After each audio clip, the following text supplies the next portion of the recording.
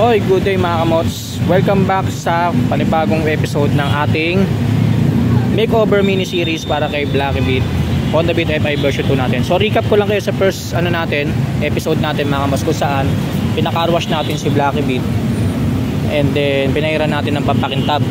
So kita nyo naman mga kamots, ang kintab na niya ulit. Ayan, so malayo na talaga siya sa itsura niya dati nung kinuha natin siya, kasi nga napabayaan na siya, hindi siya nalilinisan, hindi siya napapairan ng pampakintab. So yan, kaya binalik natin yung dating kintab niya mga kamots, no? Ang ngayong episode 2 mga kamots, ang gagawin naman natin sa kanyang makeover is papalitan natin tong handle grip niya. Ayan, kung makikita nyo mga kamots, yung handle grip niya pud na. Ariete to mga kamots, pero hindi siya original na Ariete. I think class A lang to. Ayan, so papalitan natin yan. May nabili na akong handle grip mga kamots, no? So ito, papakita ko na sa inyo. Ayan, so ito yung nabili nating bago nating handle grip na ikakabit kay Blacky Beat mga kamots, no? So original RCB to mga kamots, na bagong design nila. This is RCB handle grip na Gamaki.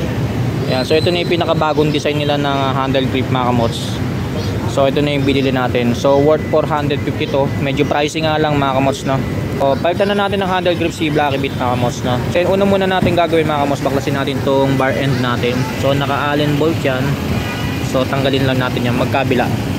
Alright, so yan mga kamots, bali natanggal na natin yung bar end natin magkabila. So since hindi na natin to gagamitin mga kamots, ikakat na lang natin yan para tayo mahirapan.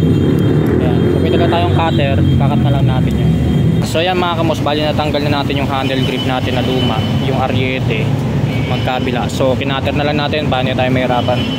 So ang gagawin natin mga kamots, bubuksan na natin tong bago nating RCB handle grip na Gamaki design. Yan, excited na ako mga kamots kasi napakaganda nito. So buksan na natin.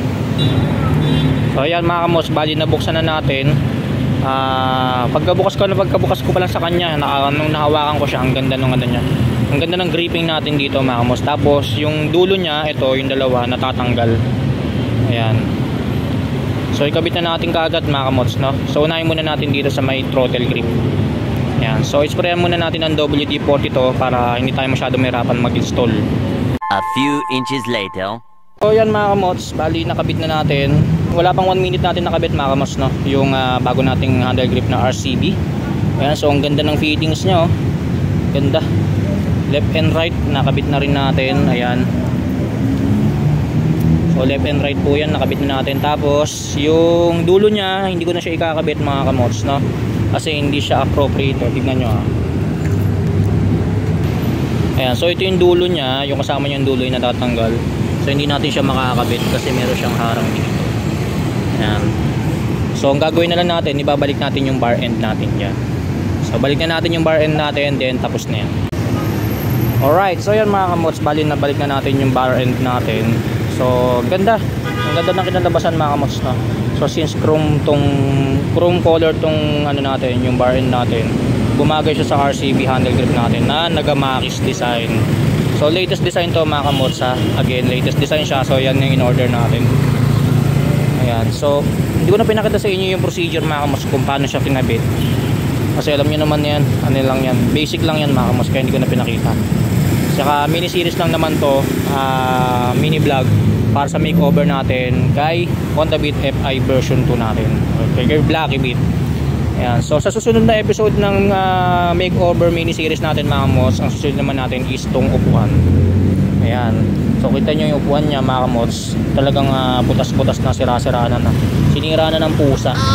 Ayan, so alam nyo na yan kung kanino ko pagagawa yan mga kamots, no? So abangan nyo sa mini series natin, sa episode 3 ng mini series natin mga kamots, makeover mini series natin, yung upuan naman natin ni Blacky Beat yung papaayos natin. So hanggang dito lang mga kamots, maraming salamat sa inyo. Stay safe, ride safe always.